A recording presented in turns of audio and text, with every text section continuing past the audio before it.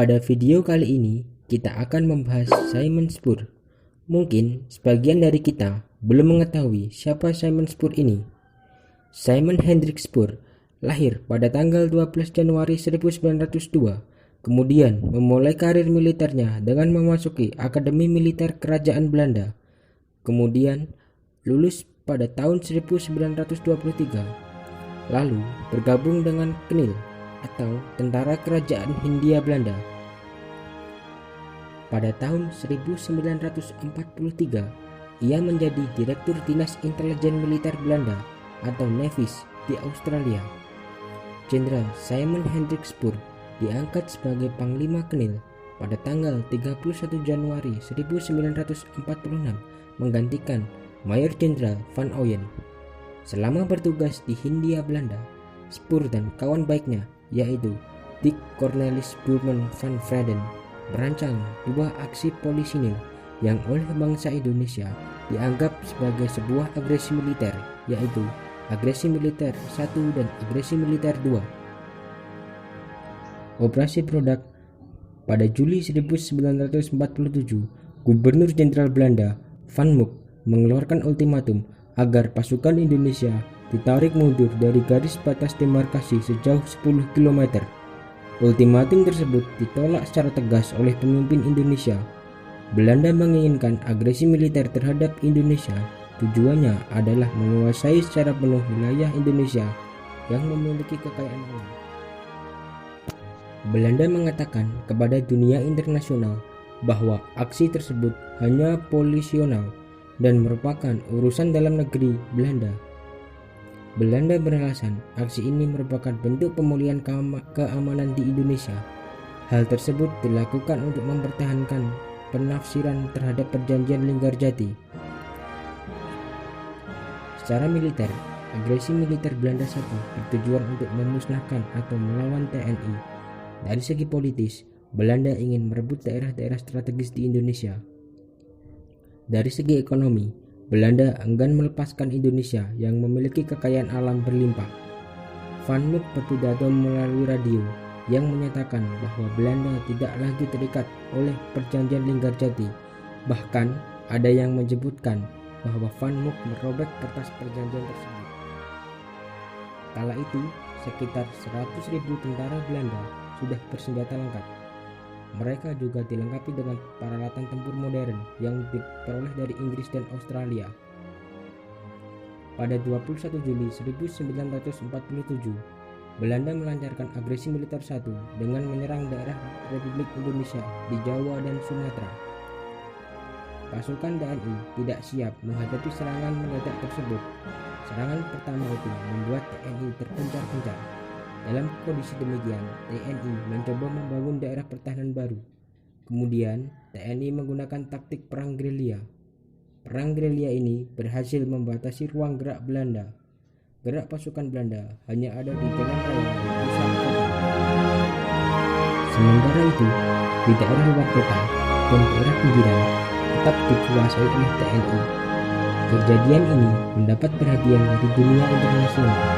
Pada tanggal 1 Agustus 1947, Dewan Keamanan PBB meminta kedua belah pihak untuk menghentikan peperangan ini. Karena itu, gencatan senjata diadakan pada tanggal 4 Agustus 1947. Untuk mengawasi gencatan senjata ini, dibentuk Komisi Konsuler yang anggotanya terdiri atas konsul jenderal yang ada di Indonesia. Komisi Konsuler diketuai oleh Dr. Walter Foote dari Amerika. Anggotanya terdiri dari konsul jenderal Cina, Prancis, Australia, Belgia, dan Inggris. Komisi tersebut juga diperketat dengan pasukan militer Amerika Serikat dan Prancis yang bertugas sebagai peninjau militer. Berdasarkan laporan Komisi Konsuler, Belanda tetap mengadakan gerak militer pada 30 Juli hingga 4 Agustus 1945. Perlawanan bangsa Indonesia. Pasukan TNI dan para tokoh Indonesia berjuang keras menghadapi pertarungan agresi militer Belanda pertama. Hal tersebut dilakukan untuk menunjukkan kepada dunia bahwa Indonesia mampu merdeka dan sanggup berdaulat. Selain dengan pertempuran, juga dilakukan diplomasi. Diplomasi terbukti berhasil dengan munculnya reaksi keras dunia internasional terhadap agresi militer yang dilancarkan Belanda. Kala itu, India dan Australia melakukan resolusi ke Dewan Keamanan PBB menyebutkan konflik antara Belanda dan Republik Indonesia dengan sebutan The Indonesian Question. Berikut beberapa resolusi yang di dalamnya membahas mengenai konflik antara Belanda dan Republik Indonesia. Pertama, resolusi nomor 27 tanggal 1 Agustus 1947. Yang kedua, resolusi nomor 30 dan 31 tanggal 25 Agustus 1947.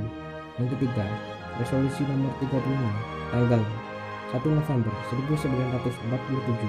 Yang keempat, resolusi nomor 67 tanggal 28 Januari 1949. Selain itu, Polandia dan Uni Soviet juga mendesak agar pasukan Belanda ditarik dari wilayah Republik Indonesia. Berkat berbagai perjuangan dan dukungan internasional, Belanda menerima resolusi Dewan Keamanan PBB untuk menghentikan serangan. Akibatnya, agresi yang dilakukan beberapa perkebunan luas yang ada di Jawa dan Sumatera berhasil dikuasai Belanda. Meski Belanda sudah menerima seruan gencatan senjata PBB, mereka tetap melakukan usaha untuk mempertahankan daerah yang telah berhasil mereka kuasai. Operasi Cry. Tanggal 18 Desember 1948, pukul setengah 12 malam, siaran radio antara dari Jakarta menyebutkan bahwa besok paginya Wakil Tinggi Mahkota Belanda, Dr. Bell, akan menyampaikan pidato yang penting. Sementara itu, Jenderal Spoor yang telah berbulan-bulan mempersiapkan rencana pemusnahan TNI memberikan instruksi kepada seluruh tentara Belanda di Jawa dan Sumatera untuk memulai penyerangan terhadap kubu Republik. Operasi tersebut dinamakan Operasi Cry. Pukul 2 pagi, pasukan para 1 dari Korps Special Troopen di Andir memperoleh parasut mereka dan memulai mengangkutnya ke dalam pesawat. Pada pukul setengah 4 pagi dilakukan briefing terakhir. Kemudian pada pukul 3.45 Mayor Jenderal Engels tiba di Bandar Udara Andir Bandung diikuti oleh Jenderal Spoor. 15 menit kemudian dia melakukan inspeksi dan mengucapkan pidato singkat. Pada pukul 4.20 pasukan Korps Special Troopen di bawah pimpinan Kapten Eichhout naik ke pesawat dan pada pukul 4.30 pagi pesawat Dakota pertama tinggal landas. Rute penerbangan ke arah timur menuju Maguwo diambil melalui Lautan Hindia. Pada pukul 6.25, mereka menerima berita dari para pilot pesawat pemburu bahwa zona penerjunan telah dapat dipergunakan. Pukul 6.45, pasukan para penerjun mulai diterjunkan di lapangan Maguwo. Seiring dengan penyerangan terhadap bandar udara Maguwo, pagi hari tanggal 19 Desember 1948, WTM Bell berpidato di radio dan menyatakan bahwa Belanda tidak lagi terikat dengan persetujuan Renville. Penyerbuan terhadap semua wilayah Republik di Jawa dan Sumatera, termasuk serangan terhadap ibu kota RI, Yogyakarta, yang kemudian dikenal sebagai agresi militer Belanda II, telah dimulai. Belanda konsisten dengan menamakan agresi militer ini sebagai aksi polisional. Penyerangan terhadap ibu kota Republik diawali dengan pengeboman atas lapangan terbang Maguwo di pagi harinya. Pukul 5.45, lapangan terbang Maguwo dihujani bom dan tembakan mitralyur oleh 5 pesawat Mustang dan 9 pesawat Kitty Hawk. Pertahanan TNI di Maguwo hanya terdiri dari 150 orang pasukan pertahanan pangkalan udara dengan persenjataan yang sangat minim, yaitu beberapa senapan dan 1 senapan anti pesawat 12,7 mm. Senjata berat sedang dalam keadaan rusak. Pertahanan pangkalan udara hanya diperkuat dengan 1 kompi TNI bersenjata lengkap. Pukul 6.45, 15 pesawat Dakota menerjunkan pesawat KST Belanda di atas Maguwo. Pertempuran merebut Maguwo hanya berlangsung sekitar 25 menit.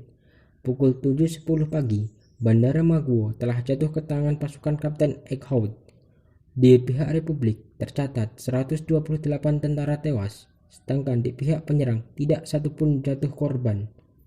Sekitar pukul 9 pagi, sejumlah 432 anggota pasukan KST telah mendarat di Maguwo, dan pada pukul 11 siang, seluruh kekuatan grup tempur M sebanyak 2.600 orang, termasuk 2 batalion terdiri dari 1.900 orang dari Brigade T beserta persenjataan beratnya di bawah pimpinan Kolonel D.R.A. Van Langen telah terkumpul di Maguwo dan mulai bergerak ke Yogyakarta.